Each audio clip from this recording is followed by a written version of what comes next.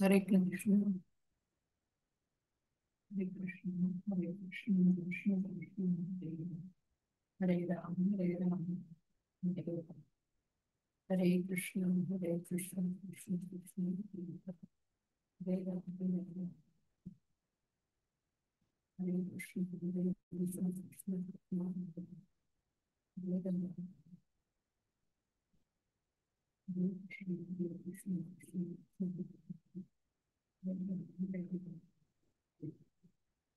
हरे कृष्ण हरे कृष्ण कृष्ण कृष्ण हरे राम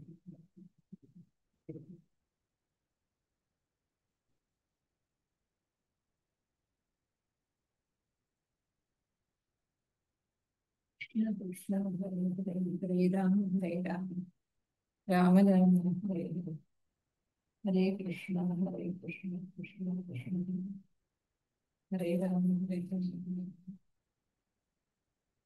हरे कृष्ण कृष्ण कृष्ण कृष्ण हरे राम ఇప్పుడు మనం 15వ అధ్యాయం చెప్పుకోవాలి ఇప్పుడు. హరే కృష్ణ భక్తులందరికీ స్వాగతం సుస్వాగతం. హరే కృష్ణ అందరికీ ప్రణామాలు.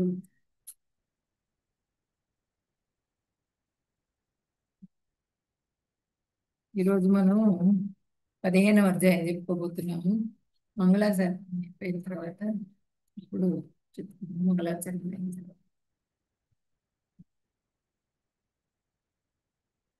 ఓం అజ్ఞానతిమిరాంధస్య జ్ఞానాంజనశలాకయా చక్షురున్మిలితం येन తస్మై శ్రీ గురవే నమః. श्रीचैतन्यमनोभीष्टं स्थापितं येन भूतले स्वयं रूपः सदा मह्यं ददाति स्वपदान्तिकम्. वन्देऽहं श्रीगुरो श्रीयुतपदकमलं श्रीगुरून् वैष्णवांश्च श्रीरूपं साग्रजातं सहगणरघुनाथान्वितं तं सजीवम् साद्वैतं सावधूतं परिजनसहितं कृष्णचैतन्यदेवं श्रीराधाकृष्णपादान् सहगणललिता श्रीविशाखान्वितांश्च हे कृष्ण करुणा सिन्धो दीनबन्धो जगत्पते गोपेश गोपिका कान्ता राधा कान्ता नमोऽस्तु ते तप्त काञ्चन गौराङ्गे राधे वृन्दावनेश्वरी वृषभानुसुते देवी प्रणमामि हरिप्रिये वाञ्छाकल्पतरुभ्यश्च कृपा सिन्धुभ्य एव च पतितानां पावनेभ्यो वैष्णवेभ्यो नमो नमः. नमो ॐ विष्णुपदाय कृष्णप्रेष्ठाय भूतले श्रीमते भक्तिवेदान्त स्वामिन्यति नामिने नमस्ते सरस्वती देवे गौरवाणि प्रचारिणे निर्विशेष शून्यवादी पाश्चात्य देशतारिणे जय श्री कृष्ण चैतन्य प्रभु नित्यानंद श्री अद्वैत गदाधर श्रीवासादि गौर भक्त वृंद हरे कृष्णा कृष्ण कृष्ण हरे हरे हरे राम राम राम हरे हरे. హరే కృష్ణ.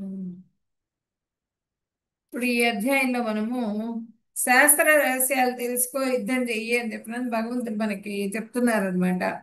కృష్ణ భగవానుడే పురుషోత్తముడు, బద్ధముక్త జీవులకు అతీతుడు. ఇది తెలుసుకున్న వాళ్ళు కృతకృత్యులు అవుతారు అనేది ఈ అధ్యాయంలో చెప్పుకుంటాము. దేవాదేవుడు అని తెలుసుకున్న వాళ్ళు ముక్తిని పొందుతారు. తర్వాత జీవుడు బద్ధ జీవుడు ఎలా అవుతున్నాడు, ముక్తుడు ఎలా అవుతున్నాడు అని చెప్పిన ప్రశ్న వేస్తారు అనమాట. బద్ధముక్త జీవుల యొక్క దృష్టి ఏ విధంగా ఉంటుంది? కృష్ణుడు సకల జీవులకి, బద్ధ జీవులకు కానీ ముక్త జీవులకు కానీ అందరికీ కూడా ప్రభువు పోషకుడు అందరూ బీజ ప్రదాత అంతా కూడా ఆ భగవంతుడే అనే విషయాన్ని కూడా చెప్పుకుంటాం మనము. ఉం? ఈ అధ్యాయంలో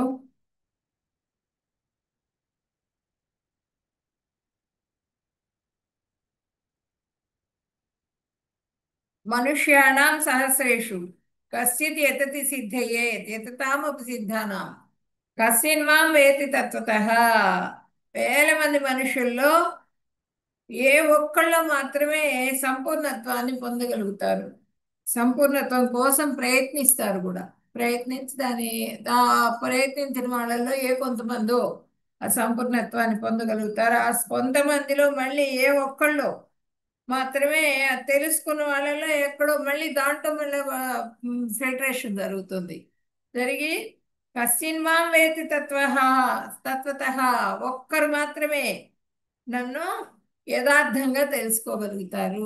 నేనంటే ఏంటి అన్నది ఏ ఒక్కళ్ళు తెలుసుకోగలుగుతారు, అందరూ కూడా తెలుసుకోలేరు. అంటే వాళ్ళ దృష్టి వాళ్ళ శ్రద్ధ ఆ విధంగా ఉంటుందన్నమాట. ఆ దృఢ శ్రద్ధ ఎవరైతే కలిగి ఉంటారో ఆ భగవంతుడిది 24/7 ఎప్పుడు కృష్ణనామం ఎవరైతే చేస్తూ ఉంటారో వాళ్ళు శ్రద్ధతో ఆ భగవంతుడిని శ్రవణం కీర్తనం విష్ణు స్మరణం పాద సేవనం అర్చనం వందనం దాస్యం సఖ్యం ఆత్మ నివేదనం ఎవరైతే ఆ విధంగా నవవిధ భక్తిలో కనీసం ఒక్కటన్నా చేస్తూ పూర్తిగా ఆ భగవంతుడి పాదాల దగ్గరే మన మనస్సుని నిలపగలుగుతారు. అట్టా నిలిపిన వాళ్ళలో కూడా కొంత మళ్ళీ వాళ్ళకి ఇదైతుందిట, శ్రద్ధాలోపం జరుగుతుంది. వాళ్ళల్లో కూడా ఫిల్టరేషన్ జరుగుతుంది. జరిగి ఏ ఒక్కళ్ళలో మాత్రమే భగవంతుడి కృప కుదురుతుంది. ఆ భగవంతుడి కృప ద్వారా భగవద్ధామానికి చేరుకోగలుగుతారు. అంటే వీళ్ళు చేసిందంతా వేస్ట్ కాదు. వీళ్ళు చేసింది మొత్తం మళ్ళీ ఆ నెక్స్ట్ స్టేజ్ నుంచి మళ్ళీ మనం చేస్తాం అన్నమాట. నెక్స్ట్ ఇప్పుడు మనం 50% చేసాం, మనకి మృత్యు వచ్చేసింది. 50% తర్వాత నెక్స్ట్ జన్మలో మళ్ళీ 51 నుంచి స్టార్ట్ అవుతుంది. చిన్న చిన్న పిల్లలే భక్తులు అయిపోతూ ఉంటారు చూడండి. చిన్న పిల్లలే భక్తులు అయిపోయి కృష్ణ భక్తులు అయిపోయి పాటలు పాడేస్తూ ఉంటారు, శాస్త్రం చెప్పేస్తూ ఉంటారు, భగవద్గీత శ్లోకాలు చదివేస్తూ ఉంటారు. అదంతా పూర్వజన్మ ఇదనమాట వాళ్ళకి. అది ఈ జన్మలో మళ్ళీ యాడ్ అయింది వాళ్ళకి. అట్లా చేయంగా చేయంగా చేయంగా చేయంగా మనము ఆ కృష్ణ భక్తి పెరుగుతుంది అనమాట. కృష్ణ భక్తి పెరిగి పెరిగి పెరిగి పెరిగి పూర్తిగా ఆయన కృపకి పూర్తి సమగ్రమైన విశ్వాసంతో సంపూర్ణమైన శ్రద్ధ దృఢ విశ్వాసంతో ఎవరైతే సేవిస్తారో వాళ్ళు ముక్తిని పొందగలుగుతారు అని చెప్పనని చెప్పుకుంటాం మనము. ఇప్పుడు సంసారం సంసారం అనేది ఏంటి? మహాసముద్రం. ఈ సముద్రంలో మనము ఈదుతూ ఉన్నాం అనమాట. ఈ సంసారం అనే సముద్రంలో అగాధం అనమాట. ఈ అగాధం, ఈ సముద్రంలో ఈది ఈది ఈది ఈది ఎంత కష్టపడ్డా కూడా అలసిపోతాం. అలసిపోయినా సరే మళ్ళీ కొంచెం రెస్ట్ తీసుకుంటాం, మళ్ళీ ఈదటం మొదలు పెడతాం. సంసారం, అది సంసారం. ఉం? ఘోరమైన అరణ్యం లాంటిది అనమాట ఇది. ఎన్నో క్రూర జంతువులు ఉంటాయి. ఆ క్రూర జంతువులు ఏంటి? మన బాధలు ఇవన్నీ కూడా వెంబడబడుతూ ఉంటాయి మన వెంబడి. వాటన్నింటినీ తప్పించుకోవడానికి పరిగెత్తుతూ ఉంటాం. పరిగెత్తి పరిగెత్తి అలసిపోతాం. అలసిపోయినా సరే కొంచెంసేపు రెస్ట్ తీసుకుని మళ్ళీ పరిగెత్తుతాం. ఆ? అట్లా ఉంటుందన్నమాట. సంసార వృక్షం అంటే ఏంటంటే అది పాతుకుపోయి ఉంటుంది. అది మనకి అశ్వత్థ వృక్షంతో పోలుస్తున్నారు చూడండి. అశ్వత్థ వృక్షం ఏంటంటే అది పాతుకుపోతుంది. ఆ ఊడలు ఉంటాయి కదా, ఆ ఊడలు పూర్తిగా దిగిపోతాయి. దిగిపోయి పూర్తిగా ఎక్కడ స్టార్ట్ ఎక్కడ ఎండ్ ఎక్కడ, మన సంసారం ఎక్కడ మొదలైంది అన్నది ఎవరు చెప్పలేరు. సంసార వృక్షం కొన్ని తరాల వరకు రాయించుకుంటారు. సంసార వృక్షం అని చెప్పని కొన్ని తరాల వరకు రాసుకోగలుగుతారు. ఆ ముందు ఏం జరిగింది, ఆ ముందు ఏం జరిగిందంటే చెప్పలేము. అది పూర్తిగా అట్లా వేళ్ళుని పాతుకుపోయి ఉన్నదన్నమాట ఆ సంసార వృక్షం. ఉం? దాని గురించి ఇప్పుడు మనము ఇక్కడ ఇక్కడ చెప్పుకోబోతున్నాము.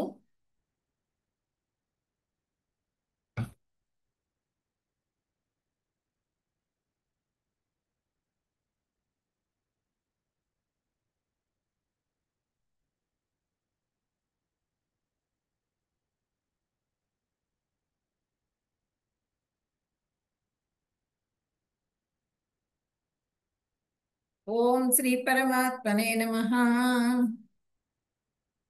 అత పంచదశాధ్యాయः పురుషోత్తమ ప్రాప్తియోగः. శ్రీభగవానువాచ ఊర్ధ్వమూలమదः శాఖం అశ్వత్థం ప్రాహురవ్యయం ఛందాంసి యస్య పర్ణాని యస్తం వేద స వేదవిత్. దేవదేవుడు చెప్తున్నారు, పలుకుతున్నారు. ఏం చెప్తున్నారు? పైకి ఉన్న వేళ్ళు కలది, కింది వైపున కొమ్మలు కలది, వేద రుక్కులే ఆకులుగా కలది అశ్వత్థ వృక్షం, అనస్వరమైన వృక్షం. దీని గురించి అశ్వత్థ వృక్షం కలదని చెప్తూ ఉంటారు. ఈ చెట్టు ఎరుగువాడు వేదాలను ఎరుగువాడు. ఈ చెట్టు గురించి ఎవరైతే తెలుసుకుంటారో వాళ్ళకి ఆ ధర్మం అంటే ఏంటి, ఆ భగవంతుడు అంటే ఏంటి, సత్యం అంటే ఏంటి అన్నీ కూడా తెలుసుకోగలుగుతారు.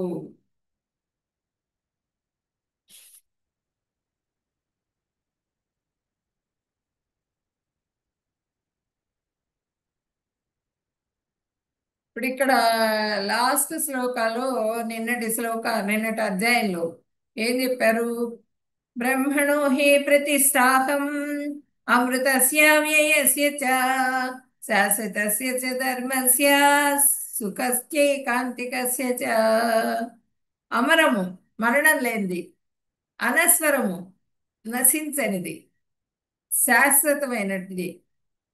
చరమ సౌఖ్యమునకు సహజ స్థితి అయినట్టిది. అమృతస్య అవ్యయస్య చ ఉమ్, శాశ్వతస్య చ ధర్మస్య, శాశ్వతమైనది. ఆ నిరాకార బ్రహ్మానికి నేను మూలాధారం. అది పూర్తిగా ఆ నిరాకార బ్రహ్మానికి కూడా నేనే మూలాధారము అని చెప్పినని ఇక్కడ చెప్పడం జరిగింది భగవంతుడు నిన్నటి శ్లోకాలు. ఇప్పుడు ఈరోజు ఏం చెప్తున్నారు? అశ్వత్థ వృక్షం గురించి చెప్తున్నారు. ఈ అశ్వత్థ వృక్షం ఎలా ఉందిట? తెల్లకిందులుగా ఉందిట. తెల్లకిందులుగా ఉండి పైనేమో వేళ్ళు ఉన్నాయి, మధ్యలో అంతా కాండం, కిందకి మొత్తం వ్యాపించేసింది. మొత్తం చెట్టు కొమ్మలు అవంతా పైనుంచి వచ్చింది, పైనుంచి పెరుగుతూ వచ్చింది అనమాట. అంటే ఆ వృక్షం ఎక్కడ మొదలైంది? బీజం మనకి ఆ సత్యలోకంలో మొదలైంది బీజం. అంటే మొత్తము మనకి ఈ వృక్షం ఉన్నదిగా, దాని వేళ్ళు పైకి కొమ్మలు కిందికి వ్యాపించి ఉన్నాయి. వేళ్ళు ఊర్ధ్వ దిశ, కొమ్మలు అదో దిశగా ఉన్నాయి. సర్వసాధారణంగా చెట్టు ఎట్లా ఉంటుంది? వేళ్ళేమో ఆ, అదో దిశలో ఉంటాయి, కొమ్మలు అవన్నీ ఊర్ధ్వ దిశలో ఉంటాయి, పైకి ఉంటాయి. కానీ ఇది తెల్లకిందులుగా ఉందన్నమాట ఈ చెట్టు. తమాషాగా ఉంది. కానీ ఇది సాధారణ వృక్షం లాంటిది కాదు. ఈ వృక్షం అనేది మామూలుగా మనం చూసేటువంటి వృక్షం కాదు ఇది. దీని వేళ్ళు సాధారణ వృక్షం లాగా లేవు, వ్యతిక్రమించి ఉన్నాయి, వ్యతిరేక దిశలో ఉన్నాయి అన్నమాట దీని వేళ్ళు. కాబట్టి విశేషంగా ఉన్నట్లుగా అనిపిస్తోంది ఇది మనకి. ఇదేంటబ్బా, వేళ్ళు పైకేంటి, ఆకులు కిందకేంటి, ఇట్లా అసలు వృక్షం ఉంటుందా అని చెప్పినాను మనకి ఆలోచన వస్తుంది. అది ఈ పై లోకంలో వేళ్ళు ఉన్నాయి. ఈ లోకం సత్యలోకం. సత్యలోకంలో స్టార్ట్ అవుతున్నాయి వేళ్ళు. స్టార్ట్ అయ్యి అవి సత్యలోకం కింద జనలోకం, తపోలోకం, మహత్లోకం, స్వర్గలోకం, ఆ మొత్తం ఇవన్నీ కూడా భువర్లోకం, తర్వాత కింద అతల వితల సుతల తలాతల రసాతల పాతాళ పాతాళ వరకు కూడా వ్యాపించింది అనమాట చెట్టు. అంటే మొత్తం 14 లోకాలు కూడా వ్యాపించింది చెట్టు. ఆ 14 పైన మాత్రం వేళ్ళు ఉన్నాయి. ఆ పైన సత్యలోకంలో వేళ్ళు ఉన్నాయి. వేళ్ల నుంచి అక్కడ కొమ్మలు కూడా ఉన్నాయి మనకి. అంటే సత్యలోకము, జనలోకం, తపోలోకం, మూడు లోకాలు అంటాం కదా మనం. ఈ 14 లోకాన్ని ముల్లోకాలు అంటారు. ముల్లోకాలంటే ఎక్కడో లేవు, ఈ 14 లోకాలే ముల్లోకాలంటే.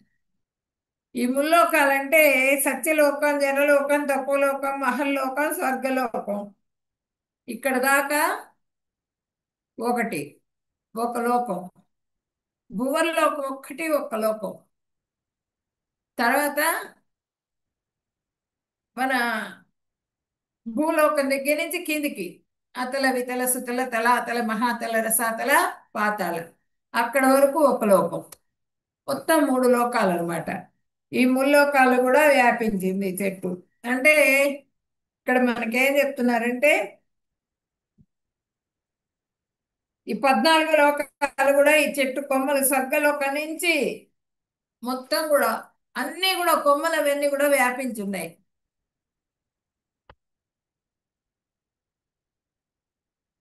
చూద్దాం నెక్స్ట్ శ్లోకం.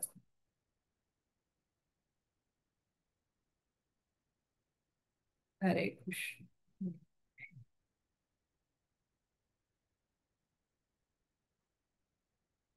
अधस्योद्भं प्रसृतास्तस्य सखा गुणप्रवृद्धा विषयप्रवालाः अधस्य मूलास्त्यनुसन्ततानि कर्मानुबन्धीनि मनुष्यलोके अधस्योध्वं प्रसृतास्तस्य शाखा गुणप्रवृद्धा विषयप्रवालाः अधस्य मूलान्यनुसन्ततानि कर्मानुबन्धीनि मनुष्यलोके. ఈ వృక్షం కొమ్మలు ప్రకృతి యొక్క మూడు గుణాల ద్వారా పోషించబడుతున్నాయి. కిందికి మరియు పైకి విస్తరించుతూ దాని కొమ్మలు ఇంద్రియ విషయాలు. ఈ వృక్షం వేళ్ళు కింది ముఖంగా కూడా వెళుతూ మానవ సమాజం యొక్క కామ్య కర్మలకు బంధించబడి ఉన్నాయి. ఇప్పుడు కొమ్మలు కొమ్మలు ఏంటంటే మనకి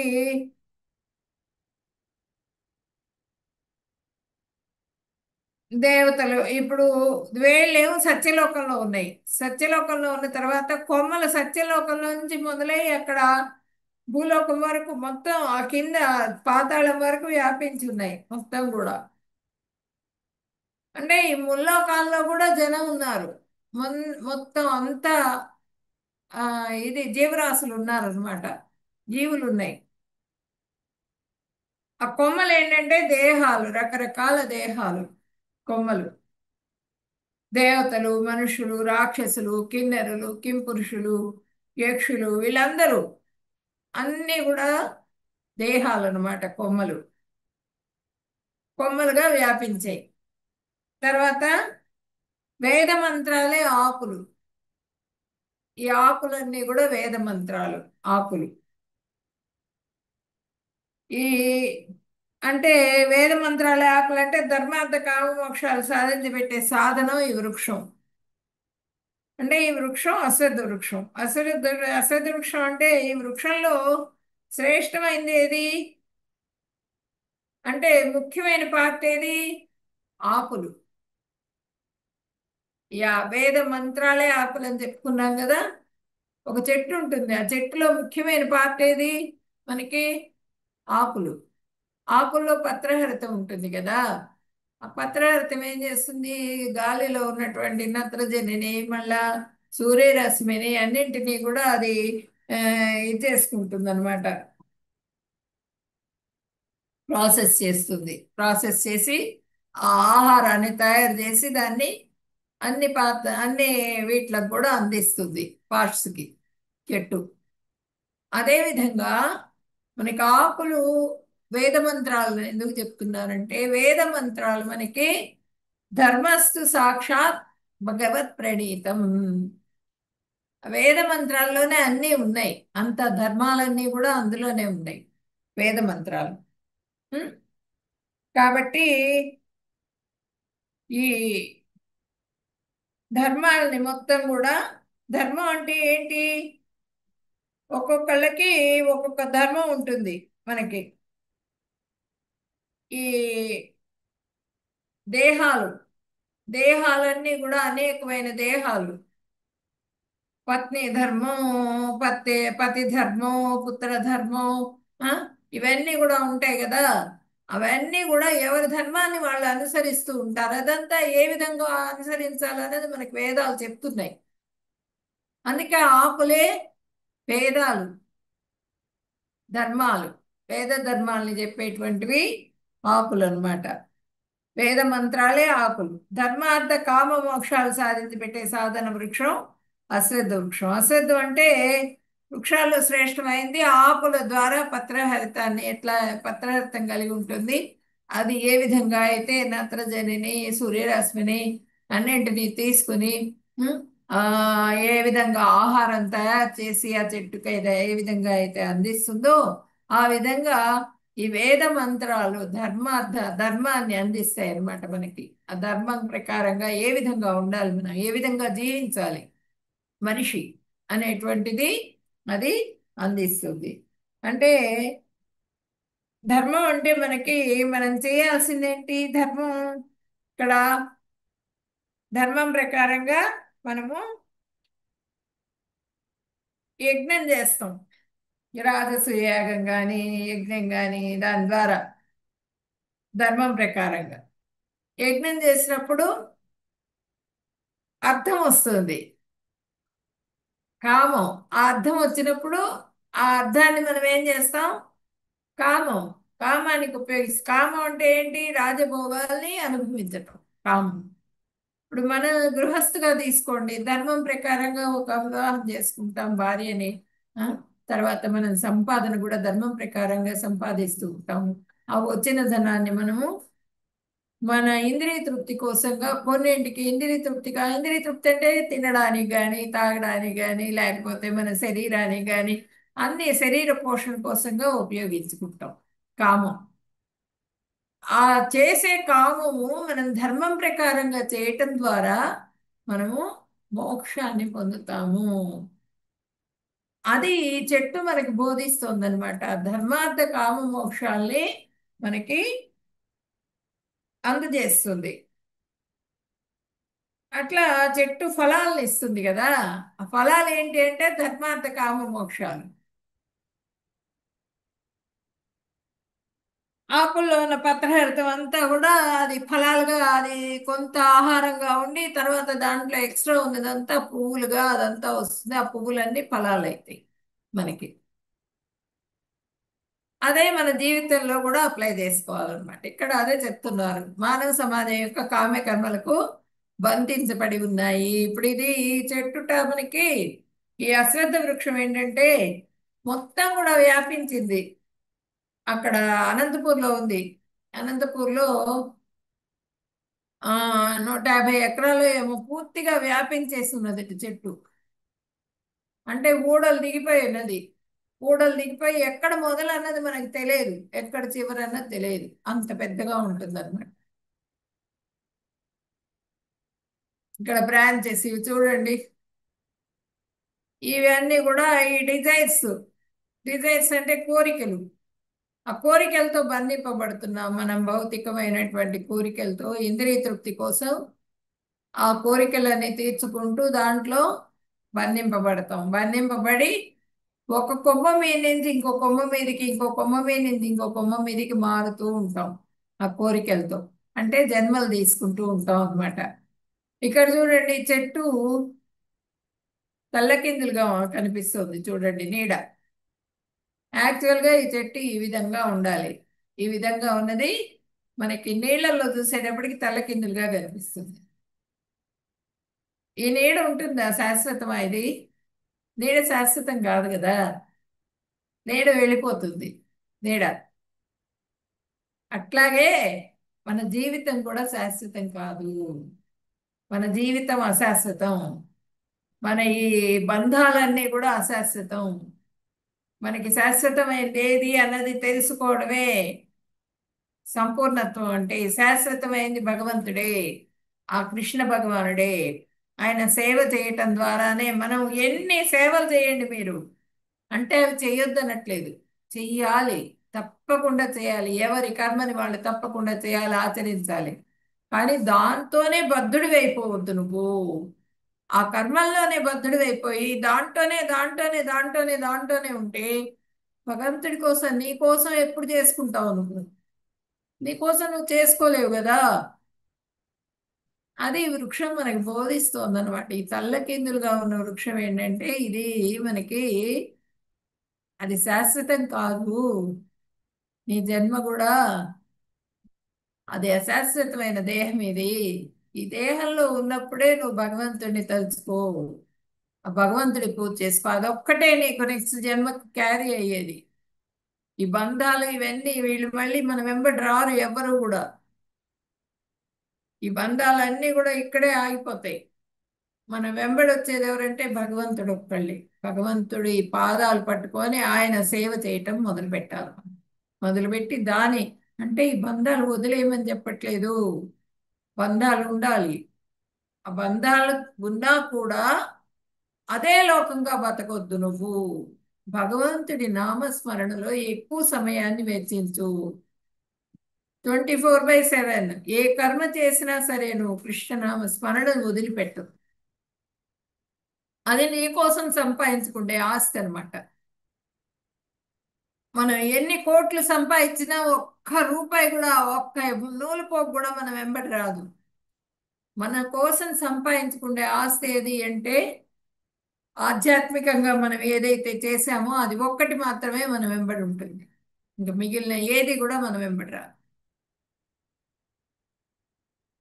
న రూపమస్యేహ తదోపలభ్యతే, నాంతో న చాదిర్న చ సంప్రతిష్ఠ, అశ్రద్ధమేనం సువిరూఢమూలం, అసంగశస్త్రేణ దృఢేన చిత్వా, తతః పదం తత్పరిమార్గితవ్యం, యస్మిన్ గతా న నివర్తంతి భూయః, తమేవ చాద్యం పురుషం ప్రపద్యే, యతః ప్రవృత్తిః ప్రసృతా పురాణీ. ఈ వృక్షం యొక్క నిజ నిజ రూపము ఈ లోకంలో ఎవరికీ తెలియదు. దాని ఆది మధ్య అంతాలు ఎక్కడ అనే విషయము ఈ లోకంలో ఎవరికీ ఎవరూ తెలుసుకోలేరు. కానీ లోతుగా నాటుకున్న వేళ్లతో విలసిల్లుతున్న ఈ అశ్వత్థ వృక్షాన్ని వైరాగ్యం అనే ఖడ్గంతో ఖండించి వేయాలి. తర్వాత అతడు పునర్జన్మ లేకుండా చేసే పరమపదాన్ని వెదకాలి. ఎవ్వరి నుండి సమస్తము ఆరంభమైందో మరియు ఎవరి నుండి అనంతకాలంగా సమస్తము వ్యాపించిందో అట్టి పరమ పురుషుణ్ణి శరణు పొందాలి. అది ఈ వృక్షం అంటే ఏంటి అన్నది ఎవరికీ తెలియదు. ఈ లోకంలో, భౌతిక లోకంలో మనం భౌతికంగా ఈ కోరికలతోనే దొరుకుతూ ఉంటాం. మనకి అసలు ఏంటి అన్నది తెలియదు. ఆ వృక్షం ఏంటి, పాతుకుపోతున్నది మొత్తం కూడా సంసార వృక్షం. అంతా పాతుకుపోయి పాతుకుపోయి పాతుకుపోయి పూర్తిగా నా నా నా అనేది ఎక్కువైపోతూ ఉన్నందువల్ల ఆ ఊడలు వస్తున్నాయి, పాతుకుపోతూ ఉన్నాయి. అంతేగాని దాన్ని ఎట్లా ఖండించాలి, ఆ ఊడలు తీయలేంట. దాన్ని మేము ఒకటి తీస్తే ఇంకొకటి వస్తూనే ఉంటుంది. ఎట్లా ఖండించాలి, వైరాగ్యం అనే ఖడ్గంతో ఖండించాలి. అంటే కొంత మనం అటాచ్మెంట్ని తగ్గించుకోవాలి. వాళ్ళకి కావాల్సినవన్నీ ఇవ్వాలి, బాధ్యతలన్నీ చెయ్యాలి, తీర్చుకోవాలి. కానీ దాంట్లోనే పడి దొరలొద్దు. పూర్తిగా 1 కోటి రూపాయలు నువ్వు బాగా తెలియగలవాడివి, నువ్వు సంపాదిస్తున్నావు. నీ కొడుకులు కూడా తెలియగలవాళ్లే, వాళ్ళు సంపాదించుకుంటారు బాగా. నువ్వే వాళ్ళ కోసం కోట్లు కోట్లు బ్యాంకుల్లో దాచాల్సిన అవసరం లేదు. వాళ్ళని చదివించు, వాళ్ళని బాగా అభివృద్ధిలోకి తీసుకునిరా, అంతవరకే నీ బాధ్యత. పూర్తిగా మనం దీంట్లోనే పడి దొర్లుతూ ఉంటే మనం భగవన్నామ స్మరణ అనేది చేయలేకపోతాం. మన జీవితం వ్యర్థమైపోతుంది. మన జీవితాన్ని మనం ధన్యం చేసుకోవాలి అని చెప్పినని గుర్తు చేసుకుంటూ ఉండాలన్నమాట. మనం గుర్తు చేసుకుంటూ మన బాధ్యతలను వదలకూడదు. భార్య, పిల్లలు, తల్లిదండ్రులు వీళ్ళందరినీ ఆ బాధ్యతలు, ఎవరి బాధ్యతలు వాళ్ళు నిర్వహిస్తూనే దాంట్లో అటాచ్మెంట్ తగ్గించుకుంటూ భగవంతుడితో అటాచ్మెంట్ పెంచుకోవాలి. అదే వైరాగ్యం అనే ఖడ్గంతో ఖండించటము అంటే.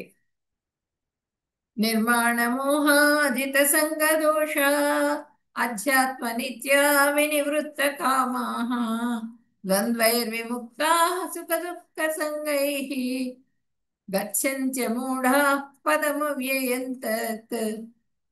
మిథ్యా గొప్పతనము, మోహము, అనురాగ దోషాన్ని జయించి నిత్యమైనది అర్థం చేసుకున్న వారు కోరికలన్నింటినీ విడిచిపెట్టి సుఖ దుఃఖాది ద్వంద్వాలకు అతీతులై పరమ పురుషుని శరణుదొచ్చేవారు శాశ్వతమైన ఆ బ్రహ్మ పదాన్ని పొందుతారు.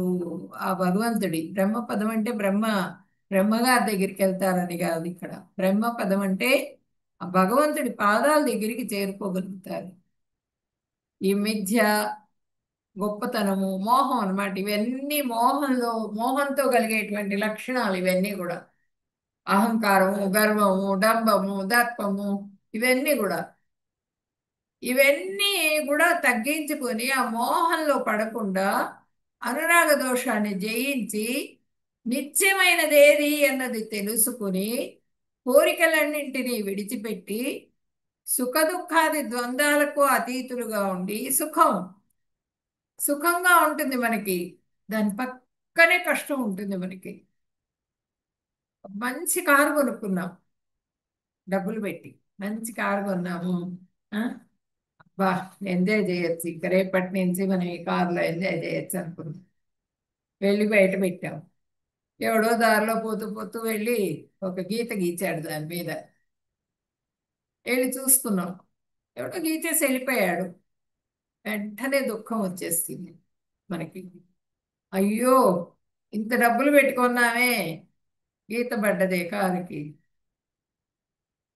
బాగా పెద్ద ఇల్లు కట్టుకున్నాం, సుఖంగా ఉంటుందని కట్టుకున్నాం.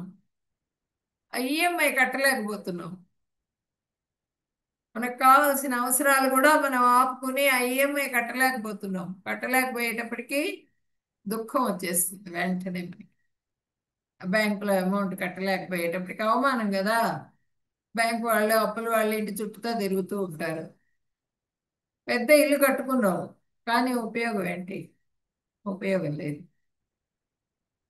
నా సంతానం అని సంతానానికి అన్నావు. వాళ్ళకేమి ఓ పద్ధతి ప్రకారం పెంచలా, ఒక ధర్మం నేర్పించలా. నువ్వు ధర్మంగా ఉంటే కదా వాళ్ళకి నేర్పించడానికి. వాళ్ళు ఎదురు తిరుగుతున్నారు, వాళ్ళని మన మాట వినట్లా. అన్నీ ఏర్పాటు చేస్తున్నావు, వాళ్ళంత సంపాదించవు పడి పడి, కానీ ఉపయోగం ఏంటి? నీకే ఎదురు తిరిగి మాట్లాడి నిన్నే ప్రశ్న వేసే పరిస్థితికి వచ్చేటప్పటికి దుఃఖం. బిడ్డల దగ్గర నుంచి దుఃఖం, భార్య దగ్గర నుంచి దుఃఖం, తల్లిదండ్రుల దుఃఖం. ఒక్కొక్కళ్ళకి ఒక్కొక్క రకమైన మానసికమైన కష్టం ఉంటుంది. అవన్నీ పద్ధతి ప్రకారంగా, ధర్మం ప్రకారంగా ఆచరిస్తూ మనం భగవంతుడి సేవ చేసుకుంటూ వాళ్ళని కూడా భగవంతుడి సేవలో నియుక్తులుగా చేసి మనం ఆ సుఖంగా సంతోషంగా భగవంతుడి సేవే సుఖం మనకి. ఆ అనుకుని చేస్తూ మనం జీవితాన్ని గడిపినప్పుడు మనం ఈ భూలోకాన్నే స్వర్గలోకంగా వైకుంఠంగా చేసుకోగలుగుతాం. భూలోకాన్ని వైకుంఠంగా చేసుకోగలుగుతాం. మన ఇల్లే వైకుంఠం లాగా ఉంటుంది. చక్కగా కీర్తన చేస్తూ ఉంటారు, పూజలు చేస్తూ ఉంటారు. భగవంతుడి పెద్దవాళ్ళంటే గౌరవం ఉంటుంది. ఉం? అన్నీ ఉంటాయి. అది సుఖం. ఆ సుఖం ఎప్పుడు వస్తుంది? ఆ భగవంతుని పాదాలు పట్టుకున్నప్పుడే సుఖం వస్తుంది. ఆ ధర్మం నుంచే ఉంటుంది. ధర్మస్తు సాక్షాత్ భగవత్ ప్రణీతం. ధర్మం ప్రకారంగా నడుచుకోవాలి మనం. ఆ వేదాల్లో ఉన్నదంతా ధర్మం. వేదాల్లో ఉన్నది పంచమ వేదం, భగవద్గీత మొత్తం కూడా ఎక్కడ భారతంలో నుంచి మనకి వచ్చింది, తీశారు. ఆ లాస్ట్లో ఆ యుద్ధంలో మోహం కమ్మినప్పుడు మోహం కంబేట్టుగా చేసి కృష్ణ భగవానుడు మన కోసం ఈ భగవద్గీతని అర్జునుడి ద్వారా మనకు అందించారు. అర్జునుడు పరమ భక్తుడు, ఆయనకి ఇష్టమైనటువంటి వాడు. ఆయనకు ఆ కీర్తిని కలుగజేశాడు అనమాట అర్జునుడు. ఎవరు ఇచ్చారు? అర్జునుడి ద్వారా వచ్చింది మనకి. ఆ తరతరాలు తరతరాలు ఎన్ని యుగాలు మారినా కూడా అది జరుగుతున్నాయి, అదే పేరు వస్తూనే ఉంది. ఆ? భగవంతుడు ఇచ్చినటువంటి భగవద్గీతలో లేనిది లేదు. అన్నీ కూడా మనకి ధర్మాలు అన్నీ ఉన్నాయి. ఆ ధర్మం ప్రకారంగా నడుచుకోవాలి. అది పరమ పురుషుడి శరణు వచ్చేవారు శాశ్వతమైన ఆ బ్రహ్మ పదాన్ని పొందుతారు. నద్భాసయతే సూర్యో న శశాంకో న పావకః యద్గత్వా న నివర్తంతే తద్ధామ పరమం మమ. అట్టి నా దివ్యధామం సూర్యుడు లేదా చంద్రుడు లేదా అగ్ని లేదా విద్యుత్ ద్వారా ప్రకాశింపబడదు. దానిని చేరుకున్న వారు భౌతిక ప్రపంచానికి తిరిగి రారు. ఆ దివ్యధామం అది చింతామణి ప్రకర సత్మసు కల్ప వృక్ష. చింతామణులు ఉన్నాయిట, దాని నిండా కల్పవృక్షాలు ఉన్నాయి. ఆ చింతామణులు అంటే ఆ ధామంలో సూర్యచంద్రులు లేరు. సూర్యచంద్రులు లేకుండానే ఆ మణుల కాంతితో మెరుస్తూ ఎప్పుడూ వెలుతురుగా తేజస్సుతో నిండిపోయి ఉంటుందన్నమాట. లక్షావృతేషు సురభిం రవి పాలయంతం. సురభి ఆవులు ఉంటాయిట, కామధేనువులు, కల్పవృక్షాలు ఉంటాయి. ఆ? లక్ష్మీ సహస్రశత సంభ్రమ సేవ్యమానం. సహస్ర లక్ష్ములు సేవిస్తూ ఉంటారట భగవంతుడిని. గోవిందం ఆది పురుషం తమహం భజామి. ఆ గోవిందుడు అక్కడ ఉంటాడు అనమాట, ఆ చింతామణి ధామంలో. ఆ దివ్య ధామంలో సూర్యుడు అవసరం ఉండదు, చంద్రుడు అవసరం ఉండదు, అగ్ని అవసరం ఉండదు, విద్యుత్ అవసరం ఉండదు. అది అట్లా ప్రకాశిస్తూ ఉంటుంది. అక్కడ కాలుడి కాలం ప్రభావం అక్కడ ఉండదు. అదేంటంటే కాలం ప్రభావం అంటే మన ఎప్పుడూ వాళ్ళు ఒకే రకంగా ఉంటారు. ఈ ముసలితనము, చిన్న పెద్ద ముసలితనం ఇవన్నీ ఉండవు. ఒకే రకమైన యవ్వనంలో ఉంటారు వాళ్ళు. ఒకే రకమైన దీంట్లో ఉంటారు. ఈ అవస్థలు, ఈ వృద్ధావస్థ ఇవన్నీ కూడా అక్కడ ఉండదు. సావు పుట్టుకలు ఉండవు అక్కడ. మొత్తం కూడా ఆ ధామంలో ఎంతసేపటికి సేవ, భగవంతుడి సేవ, సేవ చేసుకుంటూ ఆనందాన్ని అనుభవిస్తూ హ్యాపీగా ఉంటారు. అదనమాట. అట్లా ఉన్న చోటు నుంచి మనం తిరిగి వస్తాం ఈ భౌతిక లోకానికి. తిరిగి రారు వాళ్ళు. ఎంతసేపటికి కూడా ఆ సేవలో నియుక్తులైపోయి అక్కడే ఆనందాన్ని పొందుతూ ఉంటారు. మమైవ అంశో జీవలోకే జీవభూత సనాతన మనసష్టానింద్రియాణి ప్రకృతిస్థాని కర్షతి. భౌతిక ప్రపంచంలో జీవులు నా శాశ్వతమైన అంశాలు, కానీ బద్ధ జీవితం కారణంగా వారు మనస్సును కలిగి ఉన్న 6 ఇంద్రియాలతో కష్టపడుతున్నారు. బద్ధ జీవితం, ఆ బద్ధ జీవితం మూలంగా 6 ఇంద్రియాలు ఏదంటే 5 పంచ జ్ఞానేంద్రియాలు. పంచ జ్ఞానేంద్రియాలు అంటే ఏంటి? కన్ను, ముక్కు, చెవి, నోరు, స్కిన్, పంచ జ్ఞానేంద్రియాలు. దాంతో పాటుగా మనస్సును కూడా కలిపాడు. మనస్సు కలిగి ఉన్నటువంటి 6 ఇంద్రియాలతో.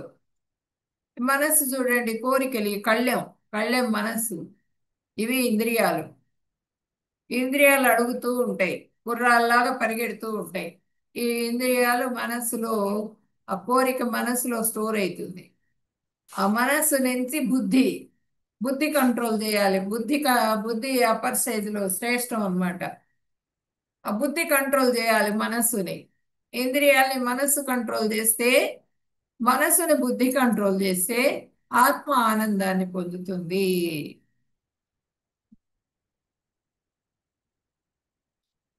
శరీరం యదవాప్నోతి యచ్చాప్యుత్క్రామతీశ్వరః గృహీత్వైతాని సంయాతి వాయుర్గంధాని వాసయత్.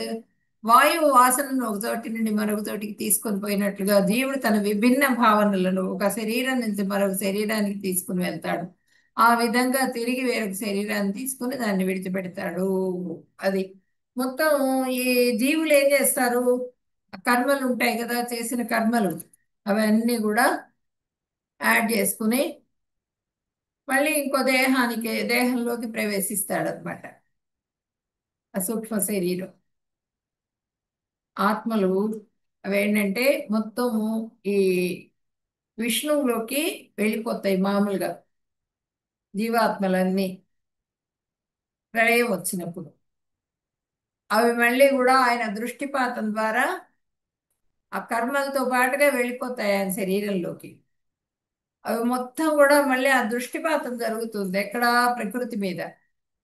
ప్రకృతి తల్లి ఆ దృష్టిపాతం జరిగినప్పుడు ఆ ప్రకృతిలో నుంచి, ప్రకృతిలోకి ఆ గర్భంలో ప్రవేశపెట్టబడతాయి. ఆ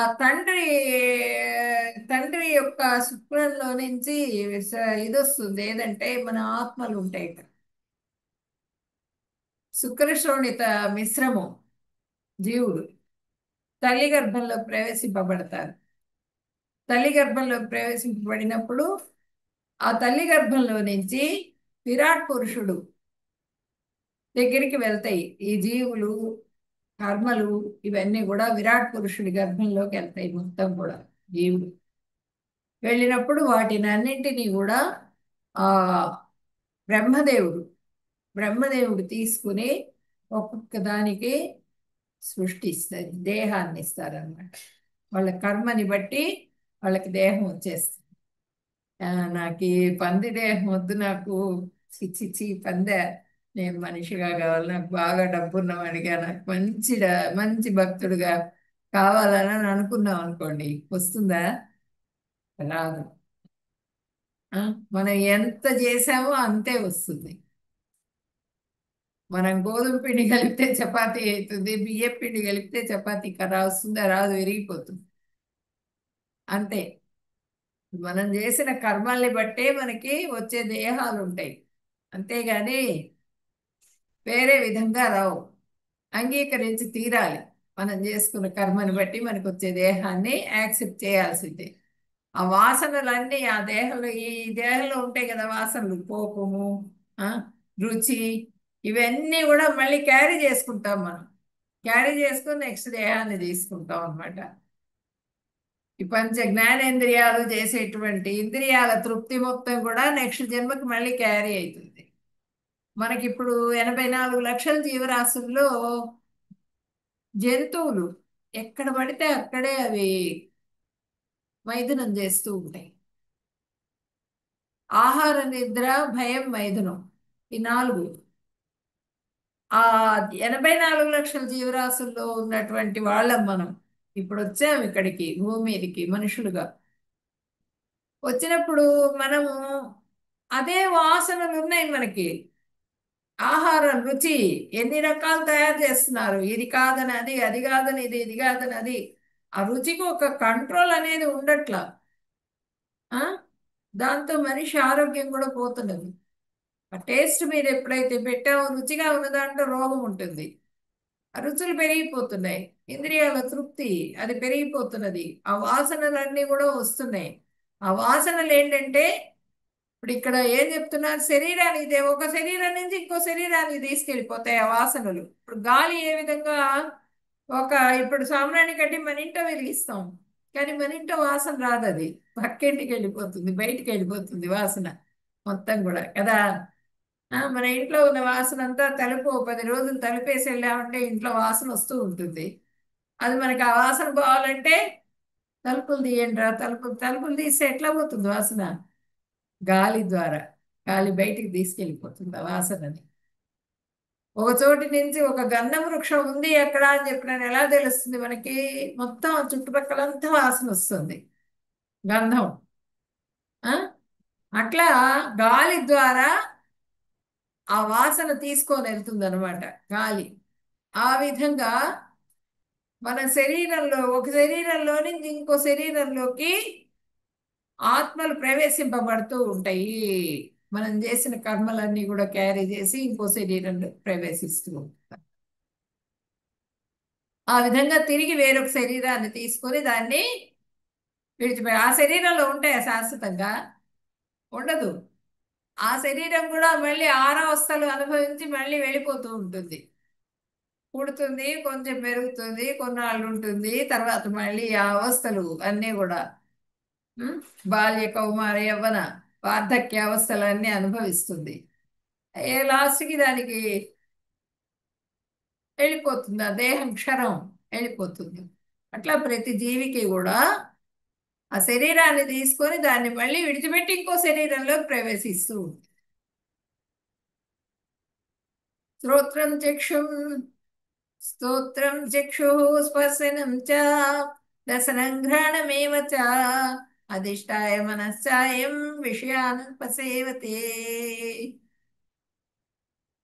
జీవుడు ఆ విధంగా వేరొక స్థూల శరీరాన్ని తీసుకొని మనస్సుతో కూడిన నిర్దిష్ట రకం చెవి, ముక్కు, కాలు, చెవి, కన్ను, నాలుక, ముక్కు, స్పర్శ భావాన్ని పొందుతుంది. అంటే జ్ఞానేంద్రియాలు ఈ పంచ జ్ఞానేంద్రియాల యొక్క ఆ స్పర్శని పొంద ఆ భావాన్ని పొందుతూ ఉంటుంది అనమాట. ముక్కు వాసన, ఉం?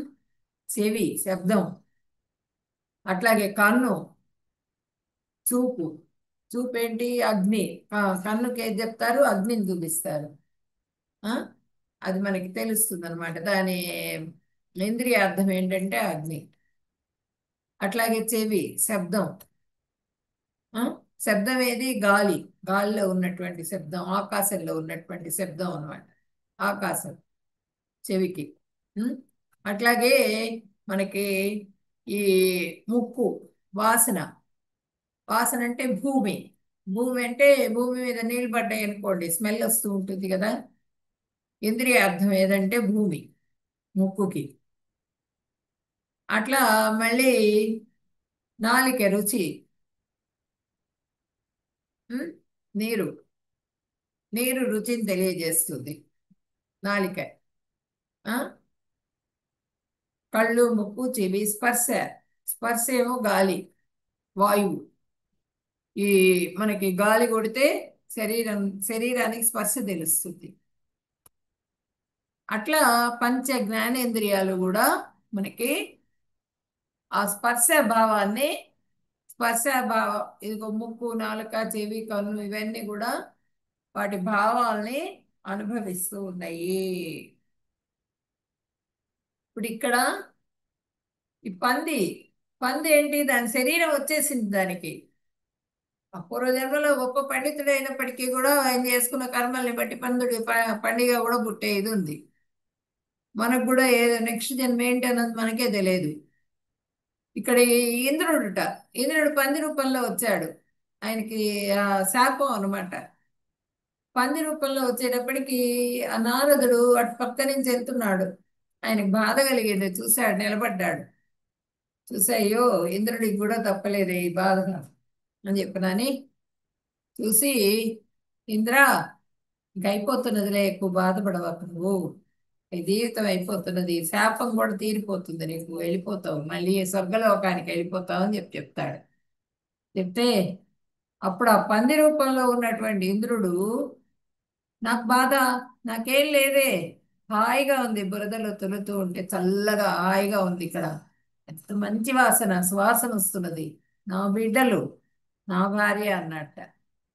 ఆ? అట్లా మనకి శరీరంలో ఉన్నప్పుడు వాటి మీద వాంఛ ఎక్కువగా ఉంటుందన్నమాట.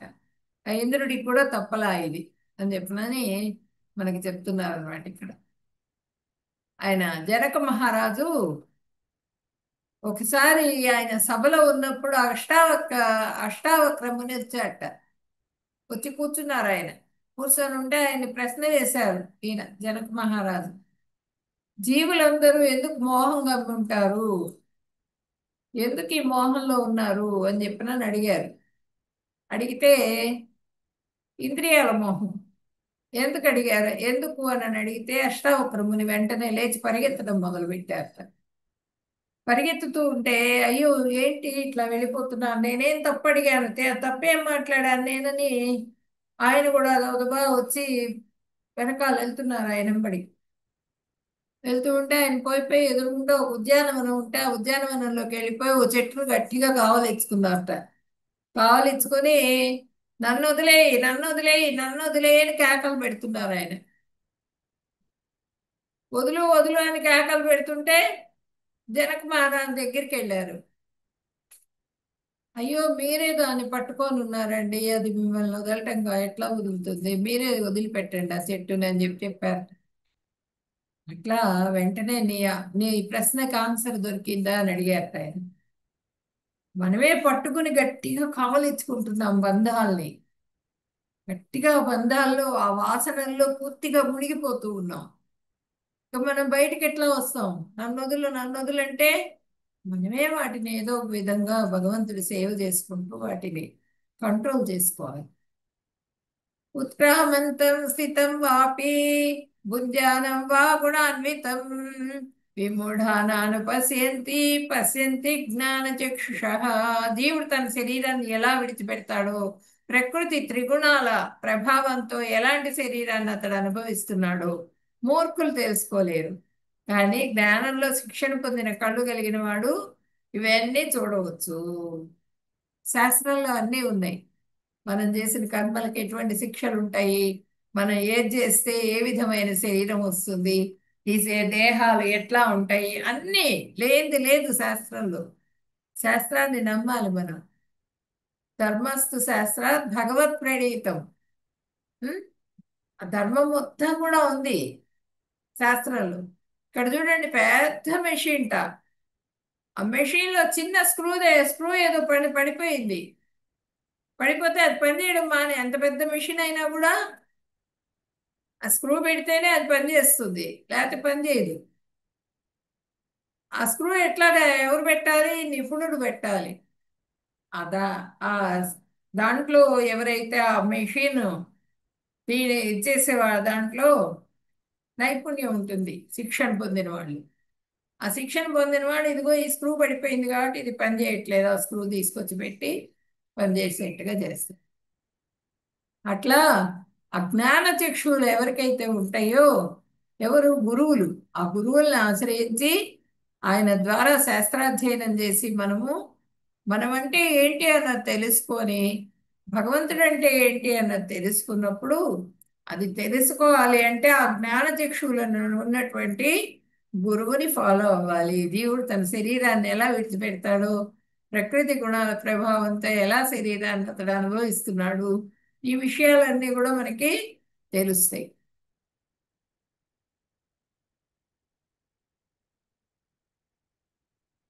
ఏతంతో యోగినశ్చైనం పశ్యంత్య ఆత్మన్యవస్థితం. ఏతంతో ప్రకృతాత్మ ఏతంతోప్యకృతాత్మానో నయనం పశ్యంత్య చేతసః.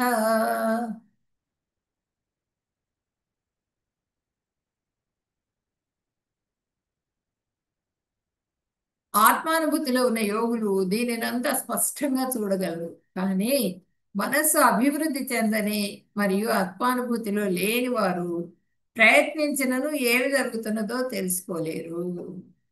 అది ఆ ఆత్మానుభూతిలో ఉన్నటువంటి వాళ్ళకి మాత్రమే ఇదంతా తెలుస్తుంది. యోగులు, వాళ్ళకి మా భక్తి యోగులు ఎవరైతే ఉంటారో వాళ్ళు మాత్రమే భగవంతుడిని గుర్తించగలుగుతారు.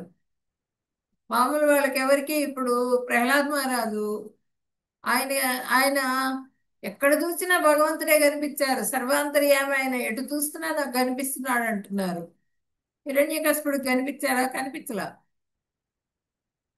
ఏంద్రా, ముల్లోకాలకి నేను చక్రవర్తిని, నేనే ముల్లోకాధిపతిని, నిన్ను చేస్తా మళ్ళీ నెక్స్ట్ నువ్వే ముల్లోకాధిపతివి, ఎందుకు ఎక్కడో ఉన్న అనామకుడైన నారాయణ నారాయణ అంటావు ఎందుకు? అనవాకు, ఆ పదం అనవాకు. హిరణ్యకశిపాయ నమః. నీకు ఇదిగో ఈ రాజ్యం మొత్తం నీదే, ఈ లోకాలన్నిటికీ చక్రవర్తి అవుతావు నువ్వు, ముల్లోకాధిపతి అవుతావు నువ్వు. ఆ పదం వదిలేసే అన్నారు. లేదు లేదు, నేను వదలను, నాకు ఆ నారాయణుడే కావాలి, దాంట్లో ఉన్న రుచి నీకు తెలియదు. కానీ ఆ నారాయణ మంత్రంలో రుచి రుచి నాకు తెలుసు కాబట్టి నేను వదిలిపెట్టాను. ఇవన్నీ నాకు అక్కర్లా, ఈ ముల్లోకాధిపత్యం ఇవన్నీ నాకు అక్కర్లా. ముల్లోకాలకు కూడా ఎవరు అధిపతి, ముల్లోకాధిపతి ఎవరు అన్నది నాకు తెలుసు. ఆ నారాయణుడే ముల్లోకాధిపతి, నువ్వు కాదు. నీకు వచ్చిన ఆ పదవి శాశ్వతం కాదు. ఎప్పటి కూడా శాశ్వతమైనది ఏది అన్నది దాన్ని పట్టుకోవాలి మనం అని చెప్పనని చెప్తాడు ప్రహ్లాదుడు. ఉం? అట్లా ఎవరైతే భక్తి యోగులు ఉంటారో వాళ్ళకి మాత్రమే ఆత్మానుభూతిలో కలుగుతుంది, ఆత్మానుభూతి అనేది కలుగుతుంది. లేని వాళ్ళకి కలగదు, ఆ భగవంతుడిని గుర్తించలేరు. యదాదిత్యగతం తేజో జగద జగద్భాసయతేఖిలం యచ్చంద్రమస్యేచ్ఛాగ్నో తత్తేజో విధిమామకం. ఈ ప్రపంచం మొత్తం చీకటిని చెదరగొట్టే సూర్యుని తేజస్సు నా నుండి వస్తుంది, చంద్రుని వైభవం మరియు అగ్ని తేజస్సు కూడా నా నుండి వచ్చాయి. 10వ అధ్యాయంలో మనం చెప్పుకున్నాం సూర్యచంద్రులు భగవంతుడి నేత్రాలు అని. సూర్యుడిలో వచ్చేటువంటి వేడి గాని కాంతి గాని అంతా భగవంతుడి తేజస్సు, అదంతా కూడా. చంద్రుల్లో వచ్చేటువంటి ఔషధ లక్షణాలన్నీ కూడా భగవంతుడివే. అది ఆ వైభవం మొత్తం కూడా భగవంతుడిదే. నా నుంటే వస్తున్నాయని చెప్తున్నారు ఆయన భగవంతుడు. గామావస్య చ విస్య చ భూతాని ధారయామ్యహమోజసా పుష్ణామి చౌషధి సర్వా సోమో భూత్వా రసాత్మకః. నేను ప్రతి గ్రహంలోకి ప్రవేశిస్తాను, నా శక్తి ద్వారా అవి కక్షలో ఉంటాయి. నేను చంద్రునిగా మారి అన్ని ఔషధాలకు జీవరసాయనాన్ని సరఫరా చేస్తున్నాను. ఔషధాల్లో ఉన్నటువంటి ఆ ఔషధ శక్తి మొత్తం కూడా ఆ చంద్రుడు ఇచ్చేది ఆ మొత్తం కూడా భగవంతుడి ద్వారా వచ్చినటువంటిదే. ఔషధ శక్తి మొత్తం కూడా నా ద్వారానే వస్తున్నది అది అని చెప్తున్నారు.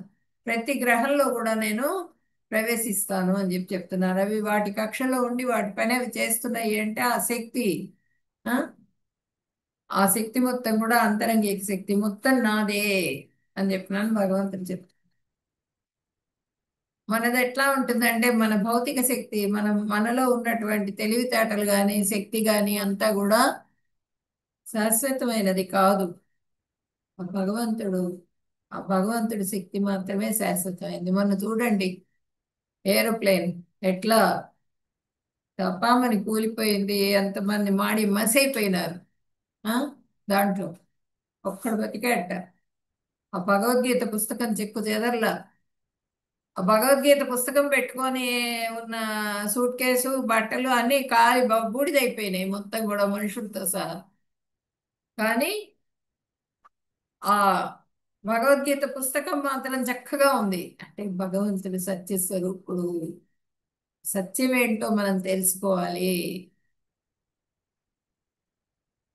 అహం వైశ్వానరో భూత్వా ప్రాణినాం దేహమాశ్రితః ప్రాణాపాన సమాయుక్తః పచామ్యన్నం చతుర్విధం. నేను అన్ని జీవుల యొక్క శరీరాల్లో జీర్ణక్రియ యొక్క జఠరాగ్నిని ప్రాణ అపాన వాయువులతో కలిసి నేను 4 రకాల ఆహార పదార్థాలను జీర్ణింపజేస్తాను. మొత్తం వైశ్వానరాగ్ని అంటారు. మనకి లోపల జఠరాగ్ని ఉంటుంది. ఆ జఠరాగ్ని అది కూడా వాయువులతో మిళితమై ఉంటుంది అనమాట.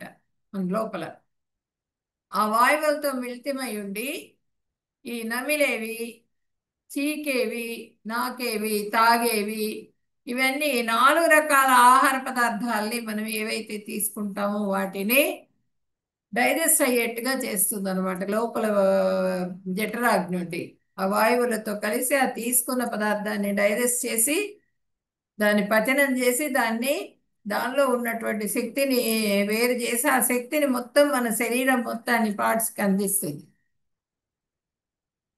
అట్లా ఆ తయారు చేసి అందించడానికి కారణం ఎవరు? ఆ వైశ్వానరాగ్ని, ఆ జఠరాగ్ని. ఆ జీర్ణక్రియలో ఉన్నటువంటి ఆ జఠరాగ్ని కూడా నేనే, నా ద్వారా వచ్చి ప్రవేశింపబడింది. ఆయన భగవంతుడే ఏర్పాటు చేశారు. ఆ రూపంలో ఉన్నారనమాట అక్కడ.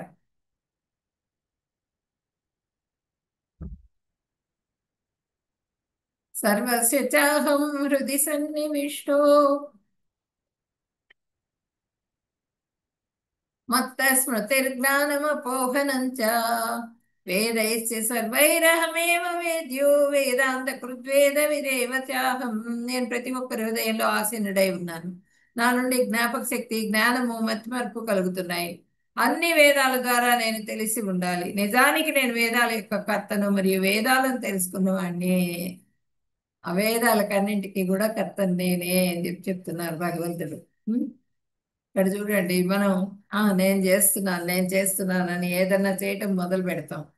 దీని తర్వాత నెక్స్ట్ ఏంటి, నెక్స్ట్ ఏంటి, నెక్స్ట్ ఏంటి, స్టెప్ బై స్టెప్ ఎట్లా చేస్తున్నారు అది. ఆ తెలివితేటలు, ఆ జ్ఞాపక శక్తి మొత్తం కూడా భగవంతుడు ఇచ్చినటువంటివే. ఈ రూపాన్ని మనకి తల్లిదండ్రుల రూపాలు మనకి ఎట్లా వస్తాయి, వాళ్ళ తెలివితేటలు అవన్నీ కూడా మనకు వస్తాయి. ఆ తండ్రిని ఇచ్చింది ఎవరు? ఆ తండ్రి తండ్రి తండ్రి తండ్రి. ఆ తర్వాత అసలు ఆ జీవరాశి మొత్తం పుట్టుకకి ఎవరు కారణం? బీజ ప్రదాత భగవంతుడు. ఆయన ద్వారా వచ్చినటువంటివే మనకి ఈ రూపాలన్నీ కూడా, ఈ తెలివితేటలన్నీ కూడా మొత్తం కూడా భగవంతుడి ద్వారా వచ్చినటువంటివి. అన్నీ భగవంతుడే. నువ్వు అన్నది ఏది లేదు, మొత్తం అంతా నేను అన్నది ఏది లేదు, మొత్తం భగవంతుడే అని చెప్పనని తెలుసుకోవాలన్నమాట. హృదయంలో ఉండి ఆయన ఆయన సిక్స్త్ సెన్స్ అంటాం కదా మనం, సిక్స్త్ సెన్స్ చెప్తోంది అని. వద్దురా నాయనా అది ధర్మం కాదు అని చెప్తున్నా కూడా పర్వాలేదులే అని చెప్పి నేను చేసేస్తాం. వద్దు అని చెప్పేది ఎవరు చెప్తారు? భగవంతుడు లోపలుండి మనకి ఆ ఆలోచన కలుగుతూ ఉంటుందన్నమాట. ఏ విధంగా చేయాలి, ఏ విధంగా చేయొద్దు, తప్పేంటి ఒప్పేంటి, ఉం? ఇవన్నీ కూడా మనలో వచ్చేటువంటి ఆలోచన శక్తి కూడా భగవంతుడిదే. దామిమో పురుషో లోకే క్షరస్సాక్షర ఏవ చ, క్షర సర్వాణి భూతాని కూటస్థో అక్షర ఉచ్యతే. క్షరుడు అక్షరుడు అనే రెండు తరగతులు జీవులు ఉన్నారు. ఈ భౌతిక ప్రపంచంలో ప్రతి జీవుడు క్షరుడు కాగా, ఆధ్యాత్మిక ప్రపంచంలో ప్రతి జీవుడు అక్షరుడు. క్షరుడు అంటే ఏంటి? నశించిపోయేవాడు. ఈ మన దేహాలు మొత్తం కూడా నశించిపోతాయి. ఈ భౌతిక లోకంలో ఉన్నటువంటి ప్రతిదీ కూడా, దేహాలే కాదు, చెట్టు కానీ చేమలు కానీ అన్నీ కూడా నశించిపోతాయి. కానీ అక్షరుడు ఒకడు ఉన్నాడని తెలుసుకోవాలి మనం. అక్షరుడు ఎవరు? క్షరం లేనటువంటి వాడు ఎవరు? భగవంతుడు. సత్యము భగవంతుడు, కృష్ణ భగవానుడు ఉన్నారు. జీవరాశులు పతనం చెందేవారు క్షరులు, పతనం చెందని వారు అక్షరులు. ఉత్తమ పురుషస్త్వన్యః పరమాత్మేత్యుదాహృతః యో లోకత్రయమావిశ్య బిభత్య వ్యయీశ్వరః. ఈ ఇద్దరితో పాటు మూడు ప్రపంచాలలోకి ప్రవేశించి వాటిని భరిస్తున్నట్టు నాశరహితుడైన పరమేశ్వరుడు, పరమాత్ముడు అనే సర్వోత్తముడైన పురుషుడు ఉన్నాడు. మరి ఈ ఇద్దరు క్షరులతో పాటు అక్షరులతో పాటుగా పరమాత్మ కూడా ఉన్నారు అని చెప్పడం చెప్తున్నారు అన్నమాట.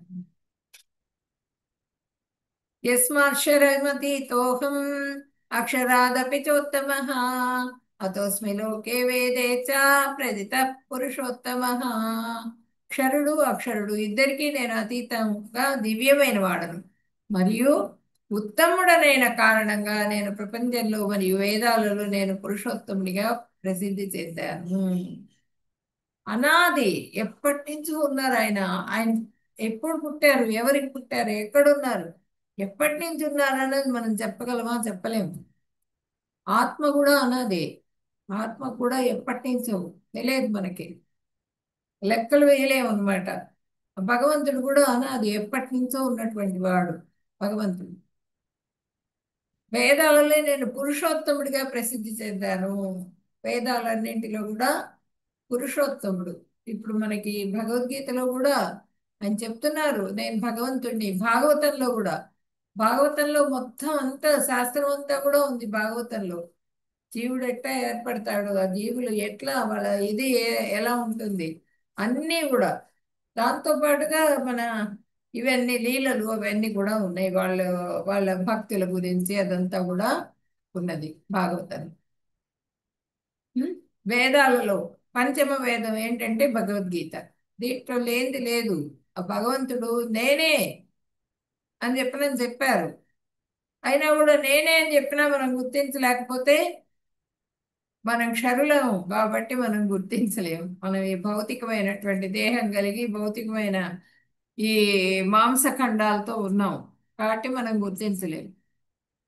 ఆ గుర్తించగలగాలి అంటే ఏంటంటే మనం దివ్యమైనటువంటి ఆలోచన కలిగి ఆ దివ్యమైనటువంటి ఆ శాస్త్రాధ్యయనం చేసిన వాళ్ళతో సాంగత్యం కలిగి ఉండాలి. అప్పుడు మాత్రమే మనం భగవంతుడిని గుర్తించగలుగుతాము. యో మామేవం యో మామేవం సమ్మూఢో జానాతి పురుషోత్తమం స సర్వవిద్భజతి మాం సర్వభావేన భారత.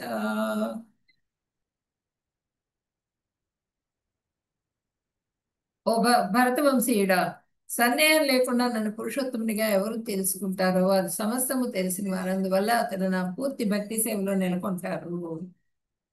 ఎవరైతే ఆ పురుషోత్తముడిని తెలుసుకుంటారో, భగవంతుడు ఉన్నారు అని ఎవరైతే గుర్తిస్తారో వాళ్ళు కంటిన్యూస్ గా భగవంతుడి సేవలో నియుక్తులైతారు. నా సేవలో నియుక్తులైతారని చెప్తున్నారు భగవంతుడు. ఇతి గుహ్యతమం శాస్త్రం ఇదముక్తం మయా అనఘా ఏతద్బుద్ధ్వా బుద్ధిమాన్ స్యాత్ కృతకృత్యస్య భారత. ఓ పాపరహితుడా, వేద గ్రంథాలలో చాలా రహస్యమైన భాగం ఇప్పుడు నా ద్వారా నీకు వెల్లడైంది. దీన్ని ఎవరు అర్థం చేసుకుంటారో వారు తెలివైన వారు అవుతారు, మరియు అతని ప్రయత్నాలు పరిపూర్ణతను పొందుతాయి. ఆ వేదాల్లో పాపరహితుడా, నీకు పాపం లేదు, నువ్వు చేయలేదు అనగుడివి నువ్వు అర్జున. ఆ వేద గ్రంథాల్లో చాలా రహస్యమైనటువంటి గుహ్యమైన అతి రహస్యమైనటువంటి భాగాన్ని నీకు ఇప్పుడు నా ద్వారా వెల్లడైంది. నేను చెప్పేశాను నీకు, నేను భగవంతుడిని అనే విషయాన్ని చెప్పేశాను. దీన్ని ఎవరు అర్థం చేసుకుంటారో, ఆ భగవంతుడిని అర్థం చేసుకున్న భగవంతుడిని ఎవరైతే సేవిస్తారో వాళ్ళు తెలివిగల వాళ్ళు అని చెప్తున్నారు. అతని ప్రయత్నాలు కూడా పరిపూర్ణతను పొందుతాయి. వాంఛకల్పతరుభ్యశ్చ కృపా సింధుభ్య ఏవ చ పతితానాం పావనేభ్యో వైష్ణవేభ్యో నమో నమః. హరే కృష్ణ కృష్ణ కృష్ణ హరే హరే, హరే రామ రామ రామ హరే హరే. హరే కృష్ణ. భక్తులకి ఏదన్నా ఉంటే కదా. సరే. హరే కృష్ణ మాత.